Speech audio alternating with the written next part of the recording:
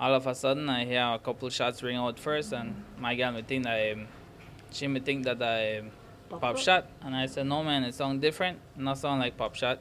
It start with like just slow shots first, bang bang, and then again bang bang bang a couple of times more, and then I said, well, I don't want to come out because directly the shot still fired, so I don't really come out, and then So at that time, it was about 20 shots that you were counting, no? between 10 so for 10 and 15 for that time, and then little while after that, must say a couple minutes after, you hear one next lead barrage. I must say like 5 or 6 shotgun back to back again, bang bang bang bang bang.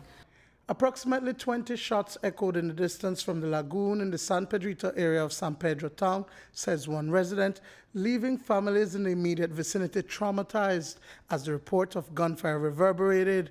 Shortly after, the area was cordoned off by police officers as bystanders poured out to the scene. And then after that, I see a lot of mobilization outside, so then I come out and I look and I see the police and a lot of people may they stand by, and the road may they cordon off, and everybody may they wonder who gets shot. Inside this patch of mangrove is where 25-year-old Juan Carlos Martinez, a man wanted by authorities, was shot and killed by police officers.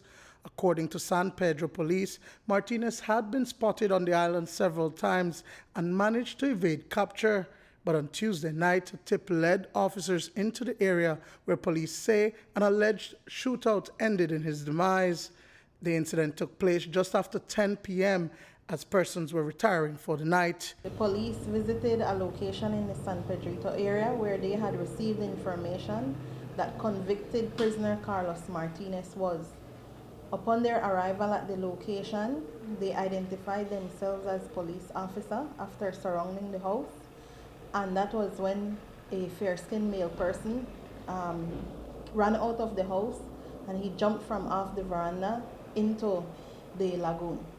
The police jumped in and set chase after him, and whilst in the pursuit of this male person, the police heard several gunshots being fired towards them.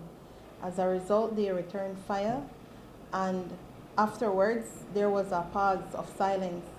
The police then proceeded to the area where the shots had been fired from, and that is where they discovered the lifeless body of the said male person who they were pursuing, who they identified as Juan Carlos Martinez, 25 years, unemployed Belizean of San Pedro town. Martinez was shot multiple times to the body, but there are other accounts of what transpired. The shooting took place within earshot of a person who lives approximately 100 yards away.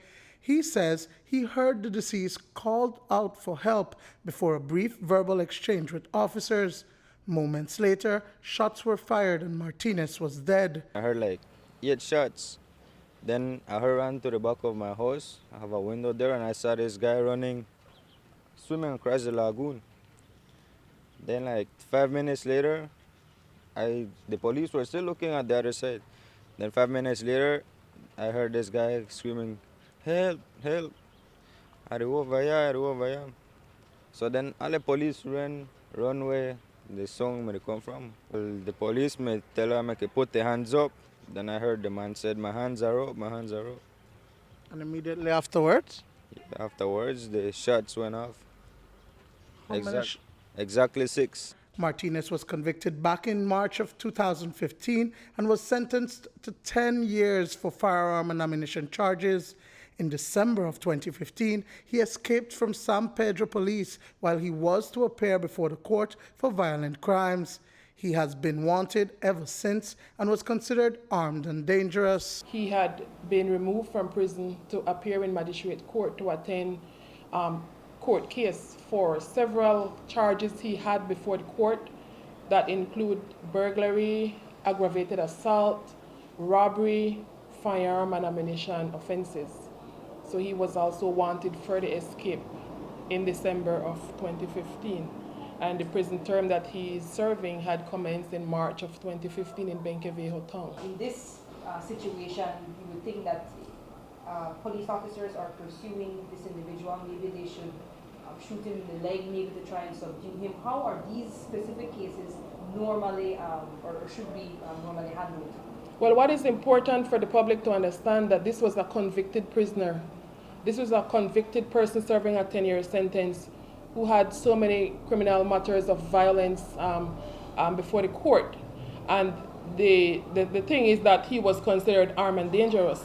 So that is very important for the public to understand. It is not just an ordinary citizen you would say the police were pursuing. Both a criminal and an internal investigation has been launched to investigate whether excessive force was used by the officers. As in any case that pertains police involvement, this one is no different. The Commissioner of Police have directed that both criminal and internal investigation be carried out into this matter, and that has already been launched.